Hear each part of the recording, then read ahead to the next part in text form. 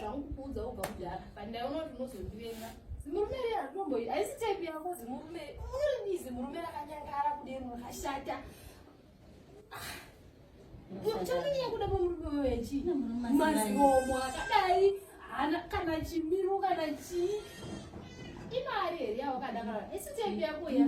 Iwe unozati ndutaura zvemujolo. Handisi kutaura zvefesi yake zvekunyangara kwake. Mujolo mwaitire mujolo nezimurume rakaita seri. Unoidii zimurume rakanyangara kudaro. Kune asinganyengi here, murume asinganyengi. Iwe wakuya zvanga akasviba setiyo kupisira. Wanga wakangoti shishi nayo. Kuneswa nemunhu anotoona wakuona kushata kwewangu nhasi. Kuneswa nemunhu anoonekera kuri nani. Ungasvika washungurudzwa nezimurume. Ona nezvauri kutsvuka kwakaita yellow body. Unosvika wandobatwa nemhene munhu paya akasvika iwe unosvika uchikoti pazimurume risina kana shepi kana chimiro kana unoribizi baba riyana iwe.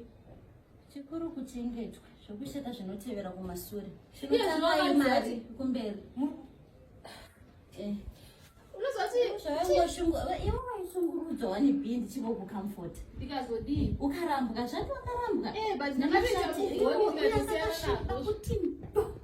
Zvakasiyanei yokushungurudzwa kwaunoita hakusi kurambwa iro. Siyana naye.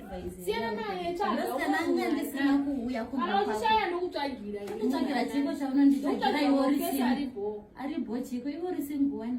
Ini nangu zvandiri zvemujolo. Iwo zvitiri kukustressa it means uri kuda kuita zvemujolo iwo. Siyana naruzi munhu riya maniwe. Zvinosiyika here zvemujolo izvi zvinosiyika. Manje zvobatsirei saka ndechiri mumaoko kwete chiri mumwoyo. Manje zvobatsirei? Iye zviona wadii waonda wapera unoswera wakangobata uchingochema uchita sei. Izvo zvine foni ipi yaendiwa nayo. Last time maichema chima uchanda mamba utore visi ririmo. Tinotoda kutsvaga vanhu vakuru vanogara nesu kwete imi vana B. Unoti ungandigadzika pasi nemurume wangu uchindigadzika kuti chii izvo zvinotomunyomba ungasaibvawo kudzingirirwa. Saka unomunhu uchiri kumuda. Totadza kumuda nei? Ubetsere shamwari.